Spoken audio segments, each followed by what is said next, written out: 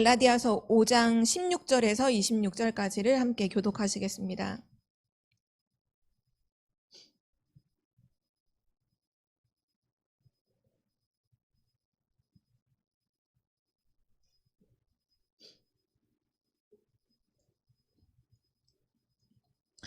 이 시간 말씀 교독하실 때 16절부터 26절까지 한 절씩 교독하실 텐데요. 이거를 교독을 한다라는 의미보다는 좀 한 구절 한 구절씩을 조금 확인한다, 말씀을 확인한다라고 생각하시면서 너무 급하지 않게 좀 천천히 말씀을 확인하면서 한 절씩 같이 읽도록 하겠습니다. 특별히 오늘 말씀이 성령 충만함을 지속하는 삶에 대한 메시지인데요.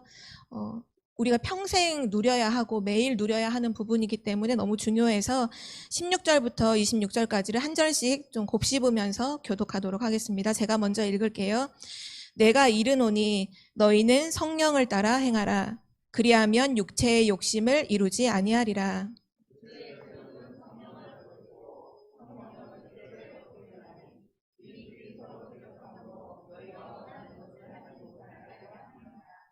너희가 만일 성령의 인도하시는 바가 되면 율법 아래에 있지 아니하리라.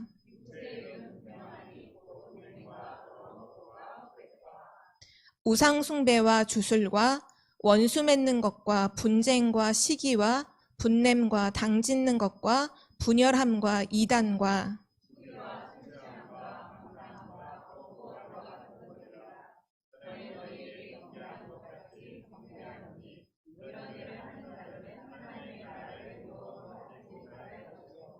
오직 성령의 열매는 사랑과 희락과 화평과 오래 참음과 자비와 양선과 충성과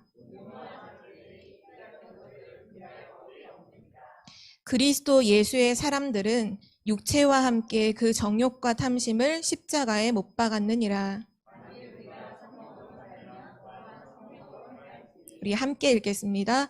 헛된 영광을 구하여 서로 노엽게 하거나 서로 투기하지 말지니라. 아멘. 네, 오늘의 말씀의 제목은 성령 충만의 지속적인 삶입니다.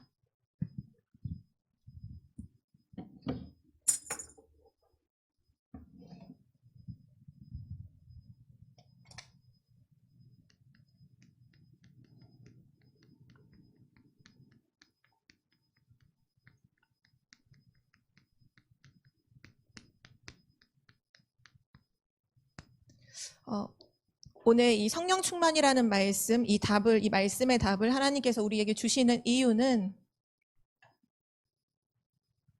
우리가 살고 있는 세상이 우리가 있는 가정 현장이든 업의 현장이든 또 만남의 현장이든 우리가 살고 있는 그 현장이 이와 반대의 상태에 놓여 있기 때문이에요. 우리가 아까 예배 전에 찬양 드렸던 첫 번째 곡에서 보면 우리가 이 세상에 살지만 우리는 이 세상에 속한 자가 아니라 하늘에 속한 자라는 찬양을 고백했잖아요. 그래서 우리가 오늘 말씀을 진짜 답으로 붙잡으려면 먼저 서론적으로 세상이 어떠한지를 정확하게 알아야 합니다. 세상에 많은 책들이 있고 또는 학문이 있지만 그래서 아이들이 학교 정규교육이 12년이죠. 12년 교육을 받지만 절대 세상에 눈에 보이는 것만 얘기하지 눈에 보이지 않는 영적인 흐름과 영적인 사실들은 얘기해 주는 곳이 없어요. 성경책만 유일하게 그 사실을 말씀하고 있는데요. 이 세상을 주관하는 자가 누구냐? 이 세상의 사람들을 지금 사로잡고 있는 자가 누구냐? 요한복음 8장 44절에 너희 아비 마귀라고 성경은 분명히 말씀하고 있어요. 근데 이 마귀는 가만히 있는 존재가 아니라 자기의 일을 끊임없이 하고 있어요. 그래서 요한일서 3장 8절에도 보면 그리스도께서 나타나신 것은 그리스도께서 오신 이유는 뭐냐? 마귀의 일을 멸하려 하심이라고 성경은 분명히 말씀하고 있거든요. 그 말은 마귀가 하는 일이 있다는 거예요. 그 마귀가 어떤 일을 하고 있느냐? 늘 새로운 일을 하는 것이 아니라 언제나 창세기부터 지금까지 같은 일을 늘 반복하고 있어요. 마귀가 한 첫 번째 일이요. 창세기 3장 사건인데요.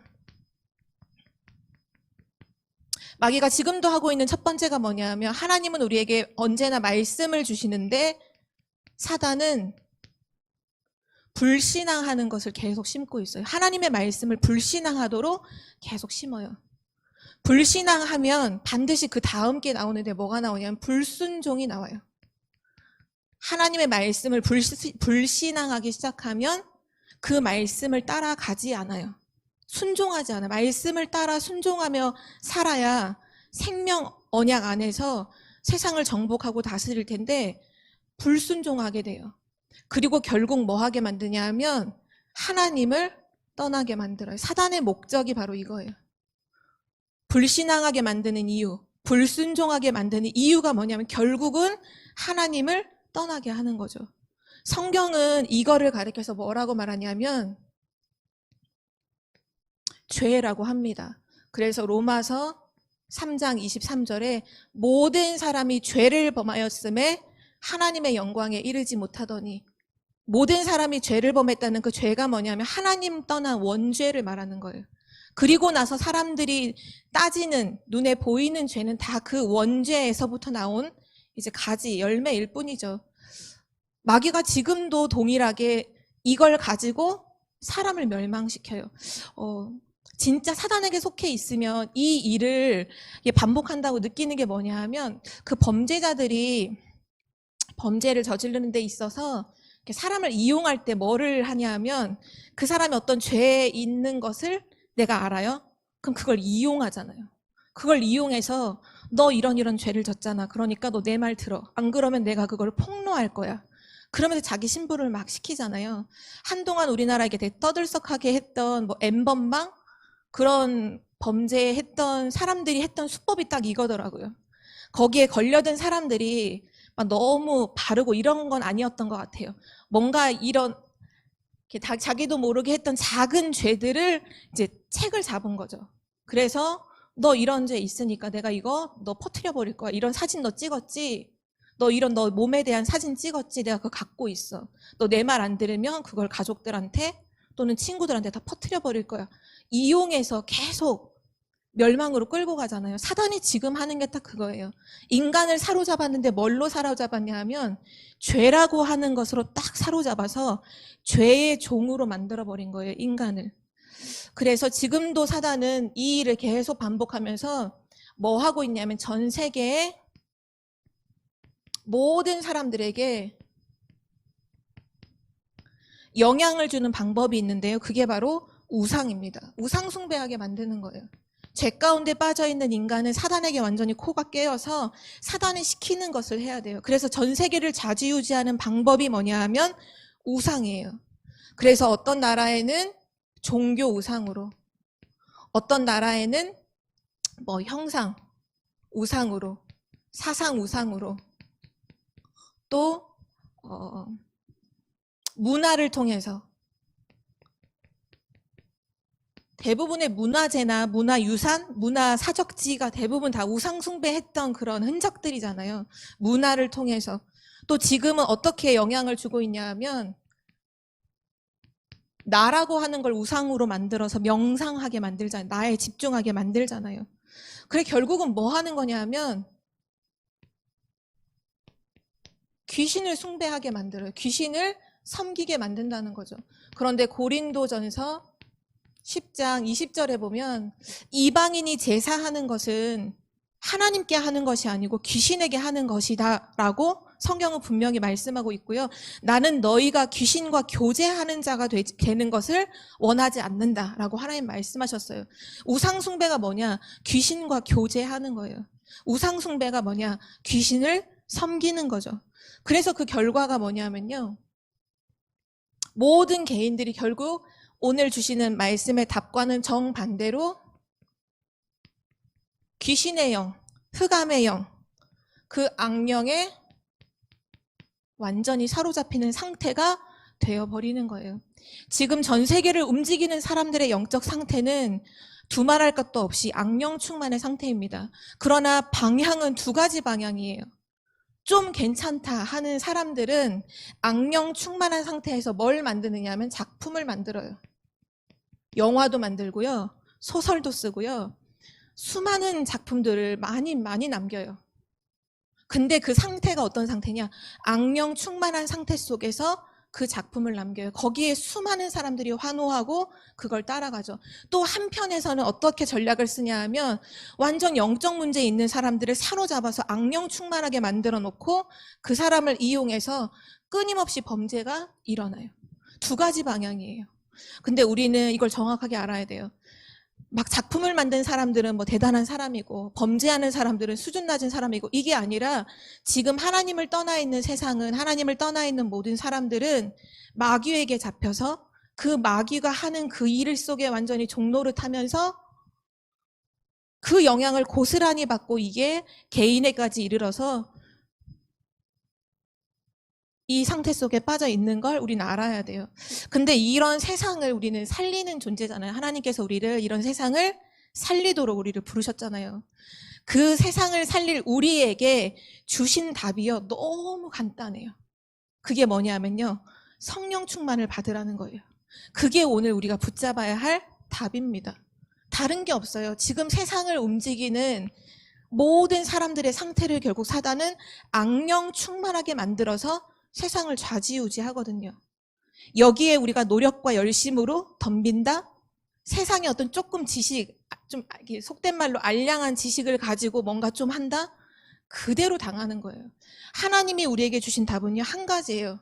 그게 뭐냐 하면 구원받은 자에게 맞는 답이에요. 이거 불신자에게는 아니고요. 구원받은 하나님 자녀, 즉 그리스도를 주인으로 모신 하나님의 자녀에게 있어서의 세상을 살릴 답은 성령 충만이에요. 성령 충만을 받아야 돼요. 그러면 반드시 세상을 살리게 돼요. 그래서 오늘 제목처럼 이 성령 충만함을 어떻게 하면 내 삶 속에서 지속적으로 누리면서 사는가? 이게 이제 관건이죠. 그래서 오늘 말씀 내용을 통해서 정말 성령 충만함을 지속할 그 비밀을, 그 답을 붙잡는 은혜가 있기를 기도합니다. 오늘 첫 번째로요, 이 성령 충만을 누리기 위해서는 먼저 확인해야 될 게 있어요. 그 확인할 게 뭐냐 하면 구원받은 성도는 죄에서 해방될 것인가요? 아니면 되었나요? 해방되었습니다. 과거 완료죠. 해방되었습니다. 사단은 지금도 인간을 사로잡아서 끌고 가는, 이용하는 그 시작점이 뭐냐면 죄거든요. 죄를 갖고 있는 죄인으로서는 사단에게 당할 수밖에 없어요. 성경에 보면 요한일서 3장 8절에 나오잖아요. 죄를 짓는 자는 마귀에게 속았다. 이미 마귀에게 속해버리면, 죄인으로 있으면 어쩔 수가 없는 거예요. 그런데 하나님께서 우리를 그리스도로 말미암아 첫 번째로 하신 일이 뭐냐면 죄에서 완전히 해방시키셨어요. 성경 계시록 1장 5절에 보면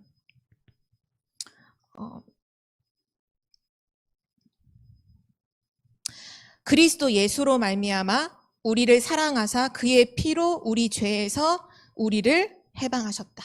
우리 죄에서 우리를 해방하셨다라고 성경은 말씀하고 있고요. 요한복음 8장 32절 말씀에는 진리를 알지니 진리가 너희를 자유롭게 하리라. 길이요 진리요 생명 되신 예수 그리스도를 진짜로 알므로 우리가 얻은 게 뭐냐 하면 진리를 알았는데 그 진리가 우리를 자유케 했어요. 자유케 한다는 거의 전제는 뭐냐면 뭔가 묶여 있다는 거잖아요. 뭔가 지금 사로잡혀 있다는 거잖아요. 사단과 죄에 사로잡혀 있던 우리를 그리스도께서 완전히 자유케 하셨어요. 그리고 로마서 8장 2절 그리스도 예수 안에 있는 생명의 성령의 법이 죄와 사망의 법에서 너를 해방하였음이라. 죄와 사망에서 우리를 해방 이미 시키셨고요. 요한일서 3장 5절이죠.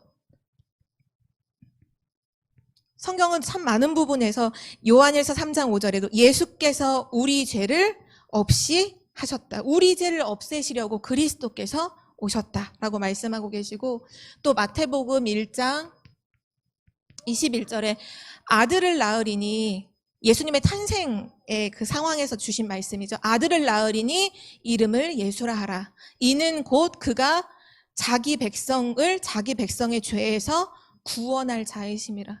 그 자기 백성의 죄, 그 죄에서 그를 구원할 차로 그리스도께서 오셨고요. 또 히브리서 1장 3절에 보면 죄는 더러운 거잖아요. 죄. 그래서 그리스도께서 우리를 정결케 하셨다라고 성경은 기록하고 있고요. 마지막 한 군데 더 보면 요한복음 5장 24절에 예수 그리스도를 믿으면 사망에서 생명으로 옮겼느니라. 신분이 완전히 변한 거죠. 이 모든 게 뭐를 가리키고 있냐면 결국 한 가지예요. 모든 사람은 죄인인데 우리는 죄 가운데 있는 존재였는데 그리스도께서 우리를 자유케 하시고 해방시키시고 죄를 없이 하시고 정결케 하시고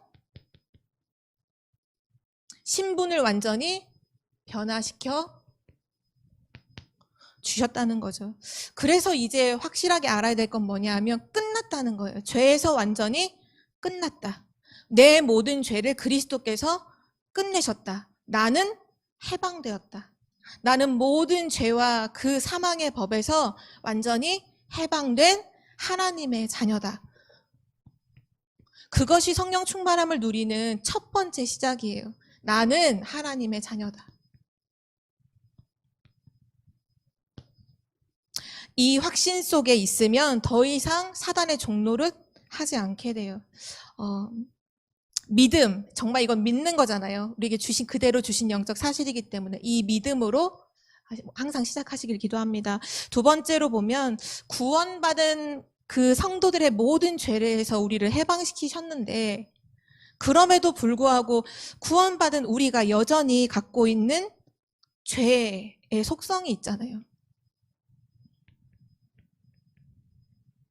이 죄는 뭐 근본 문제라고 할 수 있다면 지금 성도는 근본 문제에서는 완전히 해방됐지만 여전히 복음의 능력을 체험하지 못하고 진짜 하나님의 능력이 내 삶에 나타나지 않게끔 만드는 뭔가의 그 숨겨진 죄가 있거든요.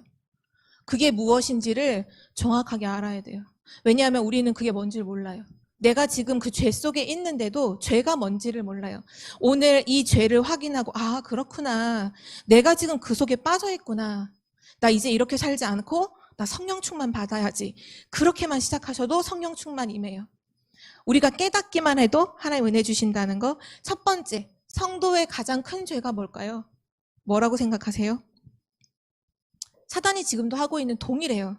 창세기 3장에서 아담과 하와에게 역사했던 그 사단은 지금도 우리에게 동일하게 역사하고 있어요. 그렇다면 우리 성도가 하는 가장 큰 죄는 뭘까요?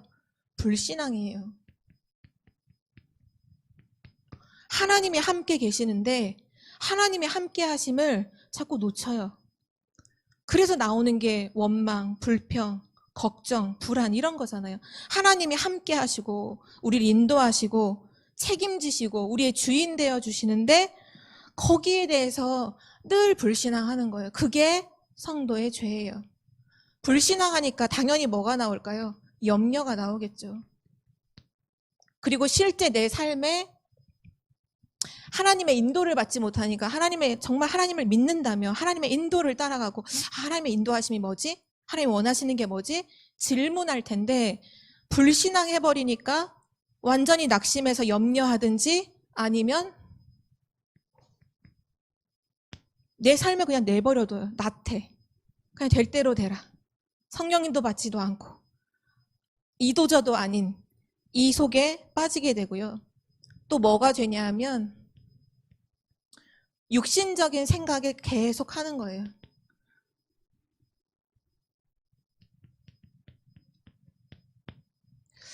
하나님 중심이 아닌 거죠.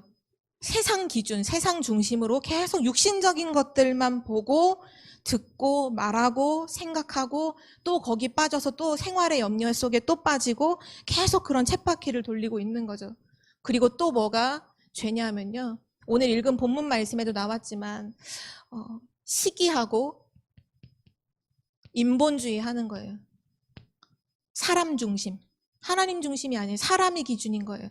사람을 기준으로 두고서 늘 사람하고 다투고 시기하고 나보다 좀 잘하면 미워하고 질투하고 투기하고 그러면서 늘 또 인본주의, 인간 중심으로 모든 걸 선택하고 판단하고 또 뭐가 주냐면요.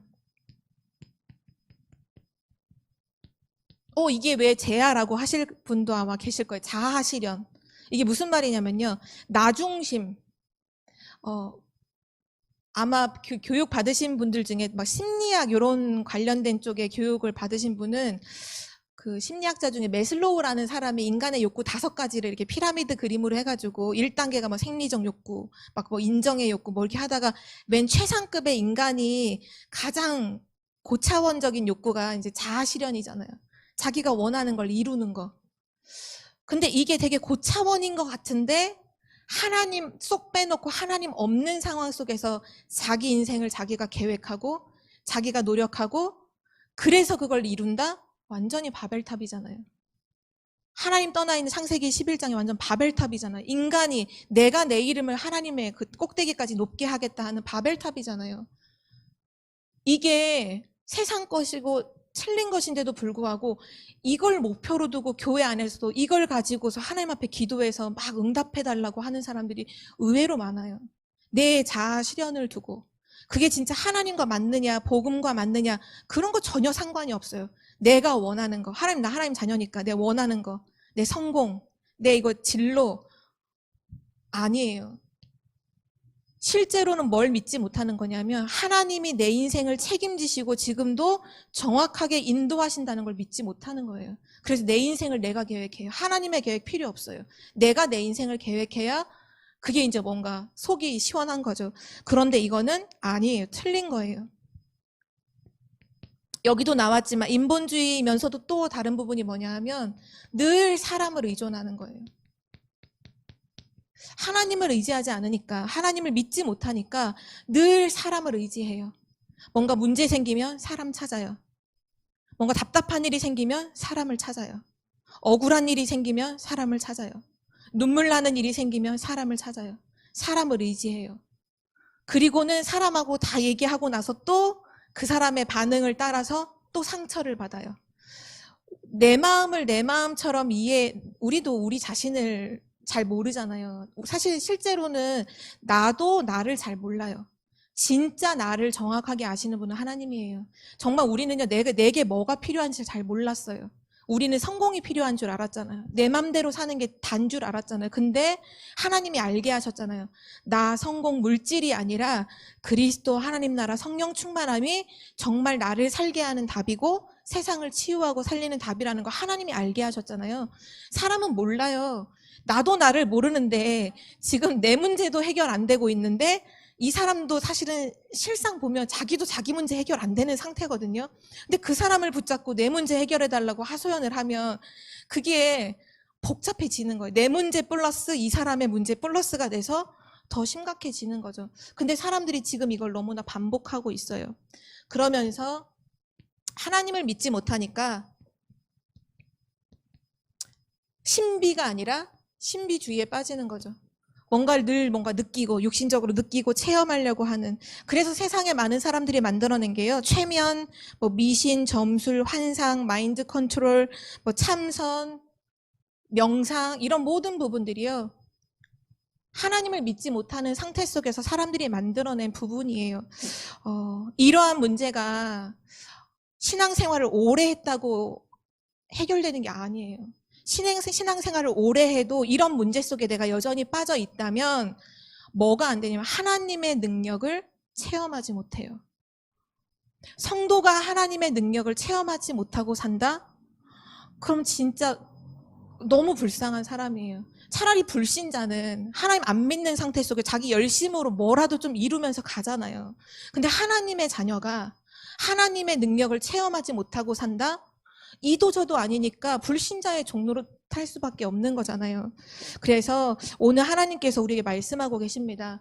지금 내가 빠져있는 이 부분을 깨달으면 돼요. 아, 지금 내가 실상은 불신앙하고 있었구나. 아, 실상은 내가 사람 중심으로 모든 걸 보고 판단하고 있었구나.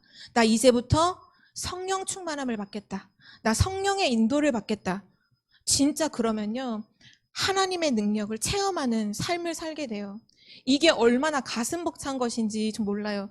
제가 메시지를 준비를 하면서 내 삶은 지금 어디 있나 이런 부분들을 질문하면서 한 가지 이제 있었던 일이 떠오르더라고요. 그게 뭐냐면 제가 이제 RTS 렘넌트 신학교에서 이제 신학을 전공하고 있을 때 1학년 처음 들어갔을 때였어요.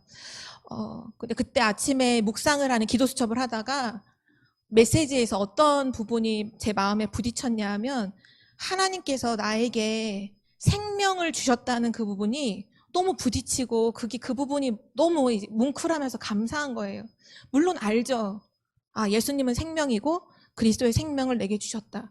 근데 그날 말씀을 묵상하는데 그 부분이 너무 크게 다가오는 거예요. 죽었던 내가, 죽을 내가 아니라 허물과 죄로 죽었던 사망 상태에 있던 내가 생명을 받았구나. 그게 너무 가슴 벅차게 너무 감사하고 너무 기뻤어요. 이제 그러고 나서 아침에 이제 묵상 끝나고 아침을 먹고 항상 이제 RTS를 가면 10시 반쯤에 이제 예배를 다 같이 항상 매일 드리거든요. 매일 예배를 드려요. 그러니까 1시간 전에 저는 미리 올라갔거든요. 미리 올라가서 기도하고 준비하는데 우연인지 필연인지 그날 부르는 찬양들의 가사가 다 생명이 들어가 있는 거예요. 생명. 특히 그 중에 지금 기억나는 게 그 사명이라는 찬양에 보면 주께서 내 안에 생명으로 충만하여, 주께서 내 안에 생명으로, 그냥 생명 주신 것도 너무 감사한데 생명으로 충만하여 전 세계 막 복음이 증거되게 하시고 막 나를 증인으로 세우신다는 그 찬양을 부르는데 이게 너무 벅찬 거예요. 진짜 너무 벅차서 이미 예배도 드리기 전에 마음문 다 열린 거죠. 마음문 다 열리고 막 진짜 너무너무 은혜를 받았거든요. 근데 그때 어떤 생각이 딱 들었냐 하면 내가 지금 이 생명을 받았는데 오늘 이 시간 내가 하나님 앞에 예배하러 왔는데 하나님 나에게 이미 예배 시작도 하기 전에 이렇게 나에게 은혜를 주시는데 내가 하나님께 뭘 좀 드릴 수 있을까? 좀 그런 생각이 들더라고요. 그래서 RTS는 수목금 이렇게 2박 3일 동안은 생활을 하거든요. 근데 그날이 이제 목요일이었어요. 목요일 아침 예배를 드리면 이제 내일 집으로 가는 거죠. 근데 제가 지갑에 갖고 있는 돈이 딱 그날 예배 드리면서 헌금할 돈하고 밥값 있잖아요. 점심, 저녁, 다음날 아침 먹을 값 딱 그만큼이 있었거든요. 근데 제 마음에 너무 드리고 싶은 거예요, 하나님께. 그래서 이걸 그때 어떤 생각이었냐면 밥을 하루 안 먹는다고 죽냐. 이렇게 생명을 주셨는데, 하나님이 생명을 주셨는데, 그러면서 그날 하나님 앞에 너무 기쁨으로 더 드리고 싶은데 너무 죄송하다 하면서 이제 헌금을 드린 거죠. 그리고는 이제 그날 점심 저녁 어떻게 먹을지 그건 전혀 생각 없이 너무나 은혜 속에 있었어요. 그런데 이상한 일이 일어나더라고요. 점심때가 됐는데 어떤 친구가 저한테 오더니 언니 오늘은 밥 먹지 말고 이렇게 샌드위치를 먹는데 자기가 사겠다는 거예요. 그래서 그래? 사겠다는데 거절할 이유는 없잖아요. 그래서 같이 샌드위치를 먹으면서 포럼에 이제 쭉 한 주간 지냈던 얘기를 쭉 하고 그러고 하나님이 점심을 먹여주셨네 감사합니다 하고는 있는데 오후 5시쯤에 이제 수업이 끝나거든요. 수업이 딱 끝나고서 이제 저희 반에 있던 어떤 학우가 외할머니가 돌아가셔서 그날 안 왔었거든요. 근데 본래 그 문상을 갈 때 보면 친부모님의 경우만 문상을 가고 할머니나 할아버지 안 가잖아요. 근데 우리 그 학우들이 간다는 거예요. 문상을 간다는 거예요. 그래서 봉고차 2대에 나눠 타고 가자는 거예요. 그래서 타고 갔죠. 갔더니 저녁 시간이 됐는데 밥을 주더라고요. 거기서 문상하는 데서. 그래서 밥을 먹고. 근데 저는 그때 뭐를 좀 느꼈냐 하면 내가 밥을 먹고 이런 걸 먹어서 행복하다가 아니라 하나님이 그냥 나를 책임져 주신다라는 그 부분을 좀 발견하게 됐어요.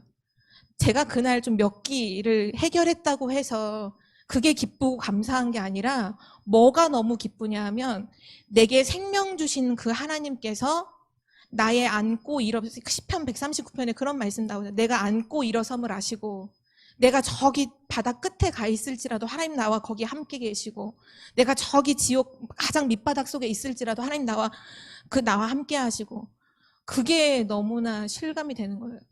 그래서 제가 그날 너무 가슴 벅차게 잠자면서도 이 가슴 설레이는 게 쉬이 진정이 안 되더라고요. 그날 뭐 다음날 어떻게 됐는지 지금 잘 기억은 안 나지만 제 그 인생 속에서 되게 한 부분으로 남아있는 기억이에요. 하나님이 내 모든 인생을 책임지신다. 마태복음 6장에 보면 그 말씀 나오잖아요. 무엇을 먹을까? 무엇을 입을까? 무엇을 마실까? 염려하지 말라. 고아가 아니라는 거잖아요. 하나님의 자녀. 먼저 그의 나라와 의를 구하면 너의 모든 것을 하나님 책임져 주신다는 거.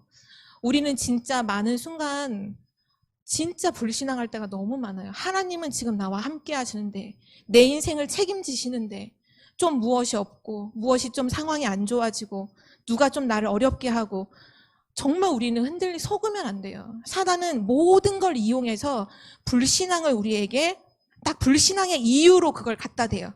그러니까 불신앙. 사람이 이렇게 하지? 그러니까 불신앙. 상황이 어려워졌지? 그러니까 불신앙. 너가 지금 조금 어렵지? 그러니까 불신앙. 속으시면 안 돼요. 우리는 어떤 존재냐면 그러니까 하나님이 더욱 함께 하시고, 그러니까 더욱 하나님이 내게 역사하시고, 그러니까 더욱 하나님이 내게 응답하시고, 우리는요 하나님의 자녀예요. 진짜 사단이 주는 이 좀 속된 말로 가짜는 이런 부분에 정말 속으시면 안 돼요. 이거는요 진짜 하나님의 능력을 무시하는 거예요. 하나님의 실제를 무시하는 거예요. 진짜 불신앙이요. 진짜 그게 죄예요. 왜냐? 불신앙으로부터 시작해서 결국 하나님을 떠나거든요. 뭐가 떠나요? 우리 생각이 하나님을 떠난 생각이 너무 많아요. 저번에도 강단 말씀 서론에서 들려왔잖아요. 우리가 하는 생각의 대부분이 하나님을 떠나 있는 생각이에요. 우리가 하는 모든 결정들이 어떤 게 보면 하나님을 떠나 있는 결정들이 너무 많아요. 하나님은 24시 지금 나와 함께 하시는데 내가 그거를 불신앙하는 거죠. 그래서 다 빼앗기는 거예요. 사단에게 다 빼앗기는 거예요. 오늘 이러한 문제, 이러한 속에서 진짜 우리를 살게 하고 이 모든 것을 해결하는 답이 있는데요. 그게 뭐냐 하면 성령 충만이에요. 진짜 성령 충만, 이 축복 속으로 들어가셔야 합니다. 성경은 말씀하고 있어요. 성령 충만을 받으라. 아버지께서 약속하신 성령을 기다려라. 성령을 받으라. 이 말은 뭐냐면요. 우리에게 명령하신 건데 지속형이에요. 지속형. 계속 성령의 능력을 받으라는 거예요. 그냥 오늘 받고 끝이 아니라 날마다 계속 성령의 능력을 받으라는 거죠. 하나님께서 성령의 능력을 우리에게 주신다는 거예요. 그래서 첫 번째, 우리는 뭘 해야 될까요? 주님은 완전하신 분이기 때문에요. 진짜 불신앙과 염려를 완전히 버리고 전적으로 하나님을 신뢰하셔야 됩니다. 진짜 하나님을 100% 신뢰하셔야 돼요. 하나님은요 실수가 없으세요. 우리는 실수하잖아요. 그래서 맞아 이건 잘못됐네 이렇게 하지만 하나님은 실수가 없어요. 하나님 어떤 상황에 나를 어려움 속에 두셨다? 실수가 아니에요. 분명히 거기에는 이번 주 강단 말씀 답처럼 하나님의 나라가 준비되어 있어요. 그거를 찾으셔야 돼요. 하나님의 능력이 예비되어 있어요. 그걸 찾으셔야지 하나님을 믿지 못하고 불신앙하고, 불신앙하니까 염려하니까 인본주의 쓰고, 인본주의 쓰다가 사람 의지하고 완전히 망하는 거예요. 그거 진짜 사단이 완전 속이는 거예요. 그거 아니고요. 완전히 하나님을 신뢰해야 돼요. 하나님은요 어떤 분이시냐? 무소부재. 안 계신 곳이 없고요. 하나님은 무소부지. 모르시는 것이 없고요. 하나님은 무소불능. 능치 못함이 없으십니다. 능력이 하나님이에요. 우리의 모든 걸 알고 계세요. 진짜 신뢰하셔야 돼요. 하나님을. 다윗 같은 경우에 보면요. 정말 하나님을 정말로 무한 신뢰했어요. 정말 신뢰했어요. 하나님의 절대 주권을 나중에 성전 그때 짓는 거 말고 성전 지을 모든 준비를 싹 다 해놓고 예배 드릴 때 사람을 높이시고 낮추시고 살게 하시고 죽게 하는 모든 것이 주의 손에 있나이다 고백을 하잖아요. 또 실제 다윗의 생활 속에서도 이게 나타나는 부분이요. 다윗이 골리앗을 꺾고 난 이후에 모든 사람들에게 인정을 받고 사랑을 받게 돼요. 그거를 이제 사울 왕이 이제 시기 질투를 하잖아요. 그리고 다윗을 죽이려고 막 쫓아다니죠. 그 사울 왕을 죽일 수 있는 기회가 몇 번인가 있었어요. 그때 다윗의 가장 측근에 있는 그 신하, 군사가 얘기하는 거예요. 단칼에 죽일 수 있다. 명령만 다윗 명령만 하시면 내가 단칼에 죽일 수 있다라고 할 때 다윗이 노해요. 분명 죽일 수 있거든. 죽일 수 있는 상황이 너무나 절묘하게 왔어요. 뭔가 우린 이런 상황을 만나면 하나님 계획인가 이렇게 할 만큼 너무나 절묘하게 죽일 수 있는 상황이 왔는데 다윗이 노라고 얘기하고 뭐라고 말하냐면요. 여호와께서 기름 부어서 세운 왕이다. 하나님이 세우신 왕이다. 내가 손댈 수 없다. 하나님이 세우셨다라는 걸 고백하고는 손대지 않아요. 그게 다윗이 하나님을 신뢰하는 진짜 삶이었거든요. 우린 어떤 부분에서 많은 상황이나 어려움이 왔을 때 하나님이 하셨다는 걸 인정하지 못하고 막 우리의 생각과 우리의 불신앙 속에서 많은 것들을 틀린 기도를 할 때가 참 많잖아요. 그게 아니라니까요. 하나님께서 막을 수도 있으셨는데 내게 허락하신 거라면 분명한 계획이 있다. 나는 그 계획을 찾을 것이다. 나는 이 문제 해결되는 거 원하지 않아. 난 하나님의 계획을 찾을 거다. 그것이 하나님을 신뢰하는 사람의 삶이고 고백입니다. 그게 우리에게 진짜로 있어야 돼요. 정말 하나님을 신뢰하셔야 돼요. 100% 신뢰. 모든 사건, 모든 일, 모든 만남을 두고 하나님을 신뢰하세요. 그 믿음 앞에요. 불신앙의 힘을 못 써요. 사단이 역사할 거리가 없어요. 사단이 역사하지를 못하는 거죠. 그리고 하나님을 전적으로 신뢰하며 그 하나님이 완전한 나의 주인이 되도록 하는 거예요.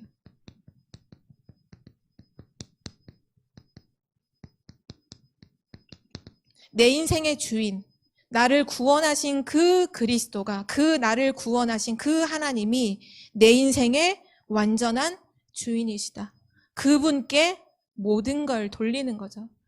내가 뭘 선택하고 판단하는 것이 아니라 하나님의 뜻대로. 하나님의 뜻이면 오케이. 하나님이 원하시면 아멘 하고 가는 거죠. 주인으로 모시는 거예요. 그리고서 뭐 하는 거냐? 기도는 임마누엘을 누리는 거잖아요. 기도는 불신자가 하는 기도 같은 뭔가를 주세요 하고 구걸하는 게 아니라 기도는 나와 함께 하시는 하나님을 누리며 그분과 소통하는 게 기도잖아요. 기도로서 항상 하나님과 함께함을 누려야 됩니다. 그때 나태에 빠져있고 육신적인 생각, 나중심, 야심, 인본주의, 신비주의에서 완전히 해방되게 돼요. 진짜 하나님과 함께함을 기도로서 누릴 때 여기에 있던 이 부분들에서 완전한 해방을 누리게 되고요. 그리고 지속적으로 기도가 된다. 이 기도를 지속한다. 반드시 하나님의 임재를 체험하게 됩니다. 하나님이 진짜 나와 함께 하시는구나. 이걸 체험하게 돼요. 그리고 마지막 한 가지 더 얘기하면 사단은 지금도 끊임없이 우리에게 죄라는 부분을 가지고 속이잖아요. 죄가 있다면 내게 어떤 부분이 그런 부분이 있다면 즉시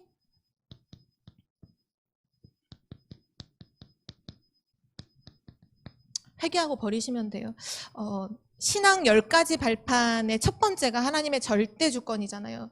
그때 그 메시지를 이제 여러분이 들으신 분도 계시고 아직 듣지 못하신 분도 계시겠지만 그 메시지를 들으면 계속 반복해서 나오는 게 뭐냐 하면 진짜 구원받은 하나님 자녀 맞다면 첫 번째로 버릴 거 불신앙을 버려라. 그 얘기를 계속 하시거든요. 거기서 저는 기억나는 표현 중에 하나가 손톱만큼이라는 있는 그 불신앙이라도 버리라는 거예요. 뽑아버리라는 거예요. 그거 아무 쓸데기 없으니까 하나님을 진짜 믿는 하나님의 자녀라면 불신앙, 손톱만큼의 불신함도 다 갖다 버려라. 맞아요. 손톱만큼이라도 있다. 그냥 회개하고 버리시면 돼요. 내가 할 수 있는 게 아니라 하나님의 성령의 충만함을 간구하며 기도하면 반드시 승리하게 됩니다. 그래서 마지막 결론으로요. 성령 충만한 그 힘을 얻으면 어떤 결과가 올까요? 사도행전 2장에 또 사도행전 3장에 4장, 5장, 7장에 쭉 계속해서 말씀하시는 게 뭐냐 하면 성령 충만함을 임했던 초대교회 성도들, 성령 충만했던 베드로와 요한, 성령 충만했던 그 법정 앞에 섰던 베드로, 또 빌립 집사, 이런 사람들이 성령 충만하니까 뭐가 딱 되냐면요, 그리스도의 증인이 돼요. 사단이 이걸 두려워하는 거예요. 그리스도의 증인으로 서면 자신의 실체가 폭로되며 흑암이 무너지는 걸 알기 때문에 어떻게든지 그리스도의 증인되지 못하도록 불신앙을 막 심어요. 절대 속으시면 안 돼요. 그리스도를 믿는 믿음으로, 하나님을 믿는 믿음으로 이기실 수 있어. 성경에 에베소서 6장에 나오죠. 믿음의 방패를 들어라. 성령의 사단의 어떠한 공격도 막아낼 수 있는 방패가 있는데 그 방패가 믿음의 방패예요. 성령의 한 손에는 성령의 검, 한 손에는 믿음의 방패. 믿음으로 이기는 거예요. 문제? 와도 괜찮아. 난 하나님 자녀야. 이런 상황이 어려움이 있다. 그래서 어때서? 죽으면 되는 거고 나는 하나님의 자녀. 난 세계복음화하다 갈 거야. 믿음을 막 고백하시면 돼요. 그리고 나서 오늘 우리가 읽었던 갈라디아서 5장 22절에서 23절 말씀처럼 5장 22절 23절에 보면 성령의 열매를 맺죠. 하나님을 향해서 사랑과 희락과 화평. 우리 지난주도 말씀 주셨죠? 사람에 대해서 오래 참음과 자비와 양선, 배려, 모든 걸 양보하고, 그리고 자신에 대해서 충성과 온유와 절제, 열매를 맺게 됩니다. 그래서 진짜 좀 찾으셔야 되는 게 있는데요. 이번 주 강단 말씀도 하나님은 은혜를 주신다. 은혜를 풍성히 지극한 은혜를 주시니 그 근원적 은혜를 찾고 누리고 서밋의 그 은혜를 찾고 누리고 삶의 은혜를 찾고 누리라 찾으라 하셨잖아요. 있으니까 준비해 놓으셨으니까 우리도 찾아야 돼요. 뭘 찾아야 되냐면요. 나만의 성령 충만을 지속하는 방법을 찾으셔야 돼요. 성령 충만을 지속하는 나만의 방법이 있어야 돼요. 이걸 한마디로 얘기하면 기도예요. 나는 어떻게 기도하고 있는가? 라고 했을 때 유목사님은 호흡하며 기도하신다고 하죠. 저는 개인적으로 글을 쓰면서 기도하는 걸 굉장히 좋아하고 그때 집중이 참 잘 되더라고요. 그래서 기도 일기를 굉장히 오래전부터 써왔었는데요. 각자 찾으셔야 돼요. 어떤 분은 새벽 제단을 쌓을 때 그때 가장 집중되어 기도가 되시는 분도 아마 계실 거예요. 그때 힘을 얻으시는 분도 계실 거예요. 그럼 새벽 제단을 계속 쌓으시면 돼요. 어떤 분은 정시기도 때 힘을 얻는 분이 있다면 가장 좋은 시간대에 딱 시간을 정해두고 그때 기도하시면 돼요. 어떤 사람은 찬양을 통해서 깊이 은혜를 누리는 분도 계실 거예요. 그 찬양과 기도를 접목시켜서 이 성령 충만을 지속하시면 돼요. 그러나 분명한 거는 나만의 성령 충만의 방법을 찾으셔야 돼요. 다른 사람을 보고 배우지 않으셔도 돼요. 이 기도만큼은 항상 메시지 나왔잖아요. 배우지 말라고. 어떤 사람에게서 배우는 게 아니야. 이거는 하나님께 구하고 찾으면서 내 것을 만들어가는 거예요. 만들어간다는 표현보다는 정말 찾으셔야 돼요. 그 사람에게 딱 맞는 기도가 있어요. 그거를 찾아야 돼요. 그래서 이거를 찾은 사람은 매일마다 이제 기도의 비밀을 누리는 거죠. 메시지 계속 나오죠. 눈만 감아도 치료가 된다. 진짜 기도의 힘은요 어마어마해요. 진짜 기도할 때 완전 능력이 뭐 어떤 분들은 그런 얘기 하시더라고요. 바쁘니까 기도할 시간이 없다. 바쁘실 때 더 기도의 비밀을 찾아내셔야 돼요. 바쁠 때잖아요. 가장 중요한 것과 중요하지 않은 것을 딱 구분해야 할 정확한 시간표에 힘 얻으셔야 될 거 아니에요. 힘 없이 막 노력한다고 되는 게 아니잖아요. 바쁠수록 더 이 비밀 속에 있으셔야 되고요. 내가 시간이 없다. 내가 뭐 너무 몸이 아프다. 완전 기회가 온 거예요. 이 속으로 완전 들어가셔야 돼요. 그래서 나만의 성령 충만함을 지속하는 방법을 찾고 그거를 정말 누리고 있을 때 렘넌트 후대에게 보여줄 수 있어요. 우리 이번 주 기도 제목, 기도 수첩 메시지 계속 나오잖아요. 우리가 절대 언약을 붙잡고 절대 여정을 걸어가는 그 모습을, 그게 발자취가 남아서 렘넌트들이 보고 가나안을 정복하는 주역으로 일어난다라고 메시지 하셨잖아요. 우리의 기도 비밀 너무너무 중요해요. 렘넌트에게 기도해 이렇게 말하는 게 아니라요, 내가 기도하는 기도 비밀 속으로 들어가서 그 모습을 보면 아이들은 자연히, 후대들은 자연히 따라오게 돼 있습니다. 여기 계신 모든 분들이 정말 이러한 세상 속에서 성령 충만이라고 하는 하나님 주신 답을 가지고 늘 지속해서 영적인 힘을 얻으시는 은혜가 있기를 기도합니다. 하나님 아버지 감사합니다. 우리를 하나님의 자녀로 삼아주시고 또 구원의 축복 안에서 보좌를 움직이는 축복을 허락하시고 237 나라를 살릴 증인으로 우리를 축복해 주심에 참으로 감사드립니다. 237 나라를 살릴 수 있는 성령의 충만함을 허락하여 주옵소서. 전 세계를 치유할 수 있는 성령의 충만함을 우리에게 허락하여 주옵소서. 모든 렘넌트들을 서밋으로 일으켜 세워 함께 세계복음의 응답을 맛보는 성령의 충만함을 우리에게 허락하여 주옵소서. 나만의 성령의 충만함을 지속하는 방법을 찾게 하시고 그 비밀 속에서 늘 기도가 24 되어지는 은혜가 있게 하옵소서. 감사드리며 주 예수 그리스도의 이름으로 기도드립니다. 아멘.